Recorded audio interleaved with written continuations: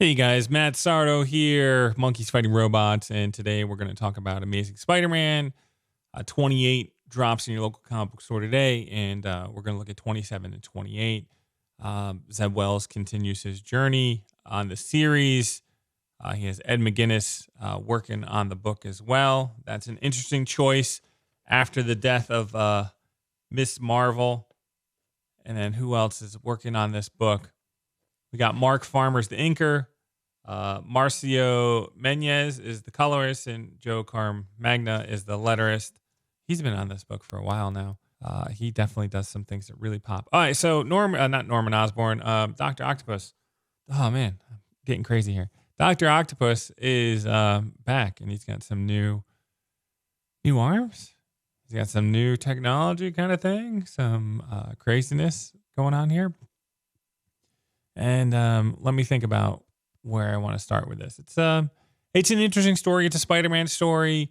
I guess my biggest thing is like what happened in issue 26.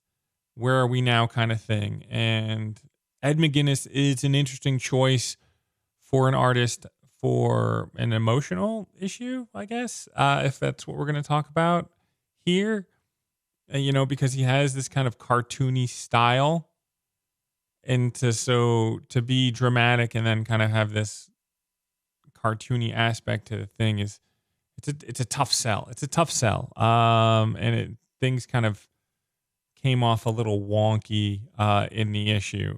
But there's definitely some amazing panels, spectacular panels. Let me see, web of panels. No, but there are some really awesome panels in here where Ed really or Mark really like tries to do their best version of Todd McFarlane.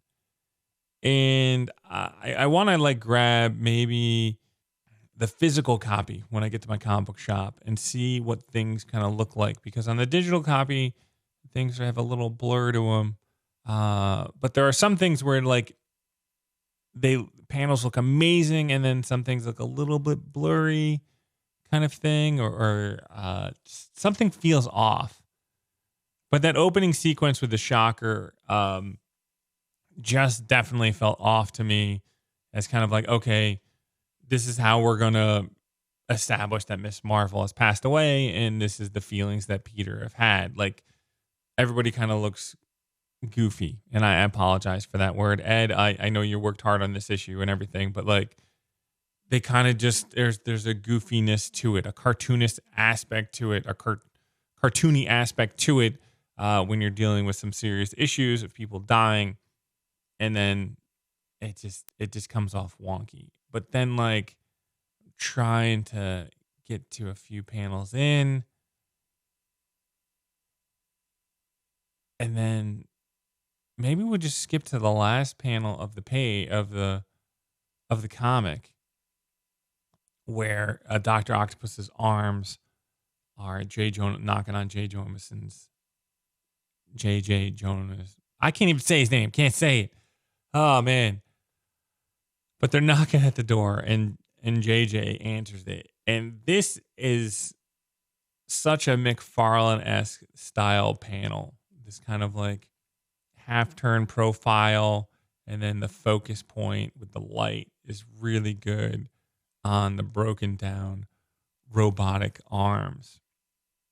And it just looks, there's some really good detail in there, some good colors. Like it works really well. I was very excited about that. I mean, I'm a huge fan of Joe's letter work. I think it really works well with Ed's style. If you have this like bold, cartoony comic, and then you bring his style in there, like you can be over the top with the lettering. Oh yeah, when the Goblin Queen shows up, and there's some stuff that happens. There's a doctor's face that you see, and that's and the blackness and the colors. There's a black, and then there's some red, and the eyeballs. That looks, and even like the lettering, like it's like Spawn, very Spawn-esque going on right there. just flipping through some things here, trying to see what else we got going on in issue 27 that really popped out at me. I mean, we're talking cartoony, and then they're going full blown cartoony with Doctor Octopus, and he is just he looks like Guru from the Minions. Yes, I couldn't get that out of my head. The way they kind of like postured him, it kind of like it's a hybrid between him and his sidekick inventor guy with the glasses and stuff like that. The posture there, very, very Despicable Me inspiration going on here with these. I wonder if that's like, I wonder if it's if Ed like subconscious brought that to it. But there are definitely some cool panel angle. The first time you see Doctor Octopus, like they use a nice angle for his reveal, and everything kind of bends and the city bends around him, and that looks really awesome. So again, there's some really amazing panels in here. I just think that you have some serious storyline points to hit that don't mix well with the cartoony aspect of Ed's work. And again, there's some really brilliant panels, and then there's some like panels that just feel off. In issue 27, and then 28, we're past that, and we're just full blown Doc Ock story here, and it's very interesting to see. It's a very quick thing. The book kind of like, if you're gonna have like a 3-part story or a 4-part story or 5-part story, like this is the issue where like the shit starts to hit the fan. You set up in issue 1, it's issue 2, you're like hits this culmination point where you're like, okay, now it's on. It's on. I do feel like there's been a few points in the book where like you're like, oh, you got to refer back to this, you got to refer back to that. I felt like there was like a few more refer backs than were needed. I guess maybe just give me the information so that somebody can just consume the book as it is. I will go back and check things, but the free comic book day book I couldn't grab. So I have to, I don't know, find it on the internet or Wikipedia to kind of get that information. So there are some books that you can't get. And so that kind of stinks that you're referencing books that are unable to for people to get, which kind of stinks. But, that's the Spider-Man Venom Free Comic Book Day book 2023. What do I think of Doc Ock's new arms? Weird. Just straight up weird. I don't know how I feel about it. They're like little tiki cups. Some weirdness going on there. All right, so here's the thing that kind of like goofy to me, if we're going goofiness, is Peter Parker and Norman Osborn are going to repair Doc Ock's old arms. His old arms. I'm going to see if I can put this up on the screen if I can. They're repairing, and then Peter comes out like an ER doctor being like, hey, here's the update on the arms. And he's like wearing full like ER get up.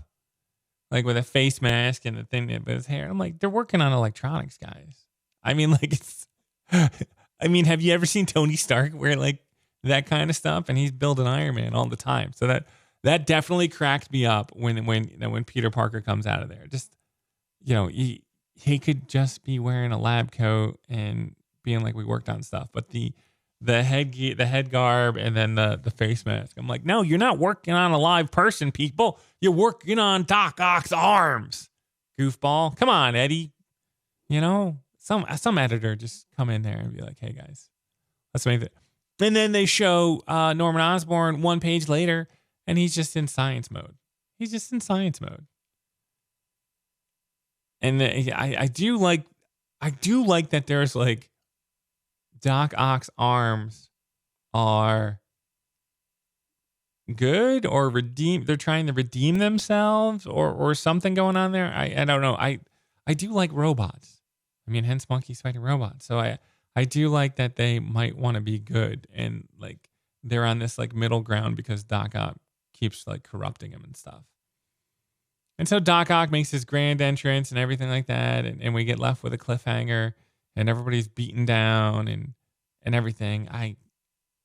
And we'll see where this ends, or where this. Oh man, but there is there is a panel, like it's 3 panels stacked where Spider-Man's getting crunched out by Doc Ock. And you see Spider-Man's eyes, and then Doc Ock's is in his face, and then it's a back and forth, and they keep getting small. Like that panel layout is really good. There's 3 panels, like later on in the story, like page like 19 or ish, maybe 20-ish. I'm trying to think, maybe 19, and it's 3 panels in the bottom half of the page, and they are done really well. Everything's colored well, inked well, and just laid out well, where the back and forth looks awesome. And I think it's on a page turn as well. So you're looking at Spider-Man, and then you're flipping the page, and then you get a reveal from there. So that was done really well. I think what else? And then we're just left with, where we thought we were going. Norman and Spider-Man versus Doc Ock, and that's going to be the next issue, and we'll see how that all pans out. So this is kind of what I want to do with Amazing Spider-Man, is kind of like revisit it like every 2 issues and go from there, because I don't think we need like a complete review of every single issue that comes out. But I think Amazing Spider-Man is an important comic book to kind of talk about, because I think it raises it's the stat. It's where the bar should be set for comic books. I mean, you could use a book like Batman or Superman, or I'm trying to think of maybe the X-Men, or what will be your book where you hold your standard to for all other comic books that are being produced right now.